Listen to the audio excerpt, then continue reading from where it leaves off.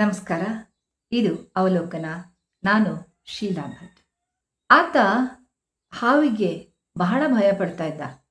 ಎಷ್ಟು ಅಂತಂದರೆ, ಆ ಮನೆಯಲ್ಲಿ ಹಾವು ಬಂದರೆ ಆ ಹಾವನ್ನು ಹೆಂಡತಿ ಮಕ್ಕಳು ಹೊಡೆದು ಓಡಿಸ್ಬೇಕಿತ್ತು. ಆತ ಮಾತ್ರ ರೂಮಿನ ಒಳಗಡೆ ಹೋಗಿ ಬಾಗಿಲು ಹಾಕೊಂಡು ಕೂತ್ಕೊಂಡ್ಬಿಡ್ತಾ ಇದ್ದ. ಅಷ್ಟು ಭಯ. ಯಾಕೆ ಅಂತ ಕೇಳಿದ್ರೆ, ಆತ ಚಿಕ್ಕಂದಿನಲ್ಲಿ ಮಲೆನಾಡಲ್ಲಿರೋರಿಗೆ ಗೊತ್ತಿರುತ್ತೆ, ಗದ್ದೆಯ ಅಂಚಿಗೆ ಸಣ್ಣ ಹುಲ್ಲಿನ ಮನೆಯನ್ನು ಮಾಡಿರ್ತಾರೆ. ಅದು ಭೂಮಿಗಿಂತ ಸ್ವಲ್ಪ ಮೇಲೆ ಇರುತ್ತೆ. ಅದನ್ನು ಮಾಳ ಅಂತ ಹೇಳ್ತಾರೆ. ಆ ಮಾಳದಲ್ಲಿ ಆತ ಮನ್ಕೊಂಡಾಗ, ಚಿಕ್ಕವನಿದ್ದಾಗ, ಮೇಲಿಂದ ಒಂದು ಹಾವು ಮೈ ಮೇಲೆ ಬಿದ್ದುಬಿಟ್ಟಿರುತ್ತೆ. ಆ ಭಯ ಇವತ್ತು ಆತ 25 ಆಗಲಿ, 40 ಆಗಲಿ, 60 ಆಗಲಿ ಇನ್ನೂ ಹಾಗೆ ಕಾಡ್ತಾ ಇದೆ. ಆಕೆಗೆ ಕನ್ನಡಿ ಮುಂದೆ ನಿಂತ್ಕೊಂಡ್ರೆ ಈಗಲೂ ತನ್ನ ರೂಪವನ್ನು ಒಪ್ಕೊಳ್ಳೋಕ್ಕಾಗ್ತಾ ಇಲ್ಲ. ಯಾಕೆ ಅಂದರೆ ಆಕೆಯ ಕಿವಿಯಲ್ಲಿ ಇನ್ನೂ ಯಾರೋ ಹೇಳಿದ್ದು ಕಿವಿಯಲ್ಲಿ ಅನುರಣಿಸ್ತಾ ಇದೆ. ಸೌಂದರ್ಯ ಶಾಪ ಕಣಮ್ಮ, ನೀನು ಸೆರಿಗೆನಲ್ಲಿ ಕಟ್ಟಿಕೊಂಡ ಕೆಂಡ. ಹೀಗೆ ಆಕೆ 25 ಆಗಲಿ, 50 ಆಗಲಿ, 100 ಆಗಲಿ, ಆ ಬಾಲ್ಯ ಅವಳನ್ನು ಕಾಡ್ತಾ ಇದೆ. ಹಾಗಿದ್ರೆ ಬಾಲ್ಯ ನನ್ನನ್ನು ಯಾಕೆ ಕಾಡುತ್ತೆ, ನಮ್ಮನ್ನು ಯಾಕೆ ಕಾಡುತ್ತೆ? ನೋಡೋಣ ಇವತ್ತಿನ ಸಂಚಿಕೆಯಲ್ಲಿ. ಬಾಲ್ಯ ನಮ್ಮನ್ನು ಯಾಕೆ ಕಾಡುತ್ತೆ ಅಂತ ಅವಲೋಕಿಸಿದಾಗ, ಬಾಲ್ಯ ನಮ್ಮ ವ್ಯಕ್ತಿತ್ವದ ಪ್ರೋಟೋಟೈಪ್.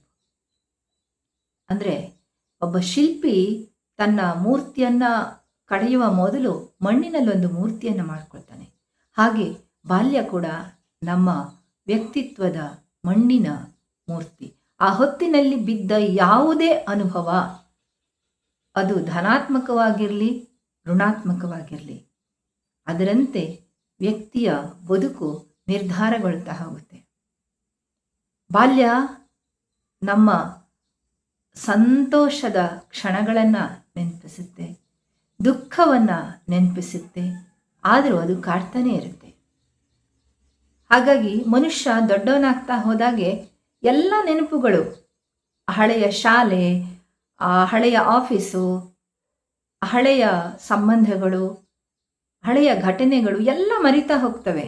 ಆದರೆ ಒಂದು ಮಾತ್ರ ಯಾವಾಗಲೂ ಕಾಡ್ತಾ ಇರುತ್ತೆ, ಅದೇ ಬಾಲ್ಯ.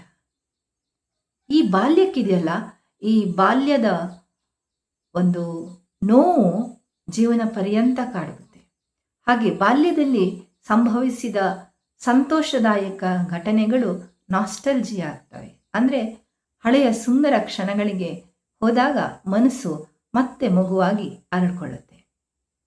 ಹಾಗಾಗಿಯೇ ಯಾರಾದರೂ ನಮ್ಮ ಬಾಲ್ಯದ ಸುಂದರ ಕ್ಷಣಗಳನ್ನು, ಸುಂದರ ಅನುಭವವನ್ನು ವರ್ತಮಾನದಲ್ಲಿ ಕೊಟ್ಟರೆ ಆ ವ್ಯಕ್ತಿ ಅತ್ಯಂತ ಬೇಗ ಆಪ್ತನಾಗ್ತಾನೆ, ನಂಬಿಕೆಗೆ ಅರ್ಹನಾಗ್ತಾನೆ.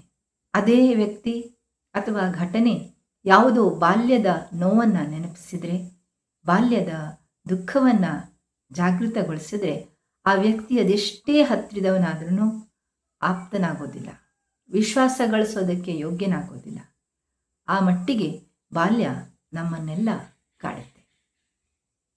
ಈ ಬಾಲ್ಯ ಯಾಕೆ ನಮ್ಮನ್ನು ಕಾಡುತ್ತೆ ಅಂತ ಹೀಗೆ ಆಳವಾಗಿ ಯೋಚನೆ ಮಾಡ್ತಾ ಹೋದಾಗ, ಬಾಲ್ಯದ ಅನುಭವಗಳೆಲ್ಲ ಮೊದಲನೇದು. ಪ್ರೀತಿ ಮಾಡೋದನ್ನು ಕಲಿತೀವಿ, ನಮ್ಮನ್ನು ನಾವು ಹೇಗೆ ಇಟ್ಕೊಬೇಕು ಅನ್ನೋದನ್ನು ಕಲಿತೀವಿ, ನಮ್ಮ ಸುರಕ್ಷತೆ ಅಂದರೆ ಏನು ಅಂತ ಕಲಿತೀವಿ. ಹೀಗೆ ಕಲಿಯುವಾಗ ಮೊಟ್ಟ ಮೊದಲ ಭಯದ ಅನುಭವ ಆಗುತ್ತೆ, ಮೊಟ್ಟ ಮೊದಲ ತಿರಸ್ಕಾರದ ಅನುಭವ ಆಗುತ್ತೆ, ಮೊಟ್ಟ ಮೊದಲು ನಮ್ಮ ಬೆಲೆ ಏನು, ನಮ್ಮ ಮೌಲ್ಯ ಏನು ಅನ್ನೋದನ್ನು ಅರ್ಥ ಮಾಡ್ಕೊಳ್ತಾ ಹೋಗ್ತೀವಿ. ಈ ಅರ್ಥ ಮಾಡಿಕೊಳ್ಳುವಿಕೆ ಇದೆಯಲ್ಲ, ಅದು ಬಾಲ್ಯದ ಅನುಭವದಿಂದ ರೂಪಿತವಾಗ್ತಾ ಹೋಗುತ್ತೆ.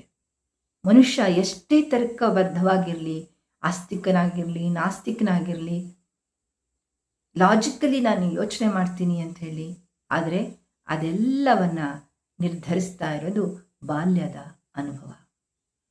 ಬಾಲ್ಯದ ಅನುಭವ ಆ ಪ್ರಸ್ತುತದ ನಿರ್ಧಾರ, ಭವಿಷ್ಯದ ಕನಸು, ಹಾಗೆ ಇತಿಹಾಸದ ನೋವುಗಳನ್ನು ರೂಪಿಸ್ತಾ ಹೋಗುತ್ತೆ. ಒಂದು ಮಗು ಏನೋ ಒಂದು ಪ್ರಶಸ್ತಿ ತಗೊಂಡು ಬರುತ್ತೆ, ಏನೋ ಒಂದು ಮಾತು ಹೇಳೋದಕ್ಕೆ ಬರುತ್ತೆ. ಆವಾಗ ತಾಯಿನೋ ತಂದೆನೋ ಆಕೆ ಅಥವಾ ಆತನ ಆ ಮಗುವಿನ ಇಮ್ಮಿಡಿಯೇಟ್ ಪೋಷಕರು ಯಾರಿದ್ದಾರೆ ಅವರು ಏನಪ್ಪ ಏನಾಯಿತು, ಪ್ರಶಸ್ತಿ ತಂದ್ಯಾ, ವೆರಿ ಗುಡ್, ಈ ಥರ ಒಳ್ಳೆಯ ಮಾತಲ್ಲಿ ಪ್ರಶಂಸೆ ಮಾಡಿದ್ರೆ ಆ ಮಗು ಓಹೋ ನನ್ನ ಪ್ರಯತ್ನಕ್ಕೆ ಬೆಲೆ ಇದೆ, ನಾನು ಇನ್ನೂ ಪ್ರಯತ್ನ ಹಾಕಬೇಕು, ನನ್ನ ಮಾತುಗಳಿಗೆ ಬೆಲೆ ಇದೆ, ಈ ಥರ ಅಂದ್ಕೊಂಡು ನಿಧಾನಕ್ಕೆ ಆತ್ಮವಿಶ್ವಾಸದಿಂದ ಇನ್ನಷ್ಟು ಹೆಚ್ಚಿನ ಕೆಲಸವನ್ನು ಮಾಡೋದಕ್ಕೆ ಶುರು ಮಾಡುತ್ತೆ. ಸಂತೋಷದಿಂದ ಸಂಪೂರ್ಣವಾಗಿ ಶುರು ಮಾಡುತ್ತೆ. ಹಾಗಾಗಿ ಅದು ಮುಂದೆ ಕರಿಯರಲ್ಲೆಲ್ಲ ಬೆಳವಣಿಗೆಯನ್ನು ಕಾಣ್ತಾ ಹೋಗುತ್ತೆ. ಅದೇ ಮಗುವನ್ನು ಅದೇ ಸಂದರ್ಭದಲ್ಲಿ ಪಾಲಕರು ಇಲ್ಲ ನೀನು ಹಾಗೆ ಮಾಡಿಕೊಡ್ದು, ಇದಿಷ್ಟೇ ನಾನು ತಂದಿರೋದು, ನೀನು ಇನ್ನೂ 25 ಮಾರ್ಕ್ಸ್ ಜಾಸ್ತಿ ತರಬೇಕಾಗಿತ್ತು, ಇನ್ನೂ 1 ಮಾರ್ಕ್ಸ್ ಜಾಸ್ತಿ ತರಬೇಕಾಗಿತ್ತು, ನೀನು ಒಬ್ಬನೇ ಇದ್ದೇನೋ ಎಷ್ಟೇ 1 ಮಾರ್ಕ್ಸ್ ತಂದಿದೆಯಾ, ಈ ಥರ ಎಲ್ಲ ಆ ಮಗುವಿನ ಪ್ರಯತ್ನದಲ್ಲಿ ನ್ಯೂನತೆಯನ್ನು, ಆ ಒಂದು ಸಂತೋಷದ ಗಳಿಗೆಯಲ್ಲೂ ಕುಹಕವನ್ನು ನೋಡಿದ ಮಗು ದೊಡ್ಡವರಾಗ್ತಾ ಇದ್ದಾಗ ಓಹ್ ನನ್ನ ಭಾವನೆಗೆ ಬೆಲೆ ಇಲ್ಲ, ನನ್ನ ಪ್ರಯತ್ನಕ್ಕೆ ಬೆಲೆ ಇಲ್ಲ ಅಂತ ತನ್ನ ಉತ್ಸಾಹವನ್ನು, ತನ್ನ ಕನಸನ್ನು, ತನ್ನ ಬೆಳವಣಿಗೆಯನ್ನೇ ಮರೆತು ಬಿಡ್ಬೋದು. ಅಥವಾ ತನ್ನ ಪ್ರಯತ್ನ ಸಾಕಾಗಿಲ್ಲ, ಹಾಗೆ ತನ್ನ ಇದು ಸಾಕಾಗಿಲ್ಲ, ಏನು ಅಚೀವ್ ಮಾಡಿದ್ದೀನಿ ಅದನ್ನು ಸಾಕಾಗಿಲ್ಲ ಅಂತ ಹೇಳಿ ಇನ್ನಷ್ಟು ತನ್ನ ಶಕ್ತಿಯನ್ನು ಮೀರಿ ಪ್ರಯತ್ನವನ್ನು ಮಾಡೋದಕ್ಕೆ ಹೋಗಿ ಇನ್ನಷ್ಟು ಹಿಂದೆ ಬೀಳ್ಬೋದು. ಹೀಗೆ ಒಂದು ಭಾವನೆಯನ್ನು ವ್ಯಕ್ತಪಡಿಸುವಾಗ ಆ ಭಾವನೆಯಲ್ಲಿರುವ ಟೋನ್ ಇರ್ಬೋದು ಅಥವಾ ಆ ಮಾತುಗಳಿರ್ಬೋದು, ಅವೆಲ್ಲ ಬಾಲ್ಯದ ಅನುಭವವನ್ನು ರೂಪಿಸ್ತವೆ. ಹಾಗಾಗಿ ಬಾಲ್ಯ ನಮ್ಮ ಮನಸ್ಸಿನ ಅಂತರಂಗದೊಳಗೆ ಒಂದಷ್ಟು ಚಿತ್ರಗಳನ್ನು ಮುದ್ರೆ ಮಾಡಿಬಿಡುತ್ತೆ. ಆ ಮುದ್ರಿಸಿದ ಚಿತ್ರಗಳಲ್ಲಿ ಮುಂದೆ ಕಾಣುವ ಚಿತ್ರಗಳು ಸಮೀಕರಣಗೊಂಡ ಹಾಗೆ ಅಭಿಪ್ರಾಯಗಳು ರೂಪುಕೊಳ್ತಾ ಹೋಗ್ತವೆ. ಹೀಗೆ ಬಾಲ್ಯ ನಮ್ಮನ್ನು ಈ ಥರ ಕಾಡುತ್ತೆ. ಯಾಕೆ ಕಾಡುತ್ತೆ ಅಂದರೆ ಅದು ನಮ್ಮ ಮೊಟ್ಟ ಮೊದಲ ಕ್ಯಾನ್ವಾಸ್. ಬಿಳಿ ಹಾಳೆಯ ಮೇಲೆ ನಮ್ಮ ಸುತ್ತಮುತ್ತಲು ಇರುವವರು ತಮ್ಮದೇ ರೀತಿಯಲ್ಲಿ ಇಡೀ ಜಗತ್ತಿನ ಬಗ್ಗೆ, ಬದುಕಿನ ಬಗ್ಗೆ ಅವಲೋಕನ ಅಂದರೆ ಹಾಗೇನೆ ನಾನು, ಸಂಬಂಧ ಮತ್ತು ಜಗತ್ತು, ಈ ಮೂರನ್ನು ಚಿತ್ರಿಸಿ ಕೊಟ್ಬಿಟ್ಟಿರುತ್ತೆ. ಅದು ಅನುಭವಗಳ ಮೂಲಕ. ಆ ಅನುಭವಗಳಿಂದ ಹೊರಗೆ ಬರಬೇಕು ಅಂತಂದರೆ ಬಾಲ್ಯವನ್ನು ಅವಲೋಕಿಸಬೇಕು. ಬಾಲ್ಯದ ಘಟನೆಗಳಿಗೆ ಮುಖಾಮುಖಿಯಾಗಬೇಕು. ನನ್ನ ಬಾಲ್ಯ ಯಾಕೆ ಕಾಡ್ತಾ ಇದೆ, ನನ್ನ ನಿರ್ಧಾರಗಳನ್ನು ಬಾಲ್ಯದ ಯಾವ ಘಟನೆಗಳು ಕಾಡ್ತಾ ಇದ್ದಾವೆ, ಹೀಗೆ ನನ್ನನ್ನು ನಾನು ಕೇಳ್ಕೊಳ್ತಾ ಹೋಗ್ತಾ ಹೋದ ಹಾಗೆ ಬಾಲ್ಯದ ಎಷ್ಟೋ ಘಟನೆಗಳಲ್ಲಿ, ಆಂತರ್ಯದ ನೋವುಗಳಲ್ಲಿ ಆ ಮೂಲ ಬೇರು ಸಿಗ್ತಾ ಹೋಗುತ್ತೆ. ಇದೇ ಅವಲೋಕನ. ಎಲ್ಲಿ ನಮ್ಮ ನೋವು ಇರಲಿ, ಸಂತೋಷ ಇರಲಿ, ಅದರ ಮೂಲ ಸ್ಥಾನ ಸಿಗುತ್ತಲ್ಲ, ಆ ಸ್ಥಾನ ಸಿಕ್ಕಾಗ ನಮಗೆ ಯಾವುದು ಈ ಪರಿಸ್ಥಿತಿಯಲ್ಲಿ, ವರ್ತಮಾನದಲ್ಲಿ, ಭವಿಷ್ಯದಲ್ಲಿ ಕಾಡಬಹುದು ಅನ್ನೋದರ ಅರಿವು ಆಗುತ್ತೆ.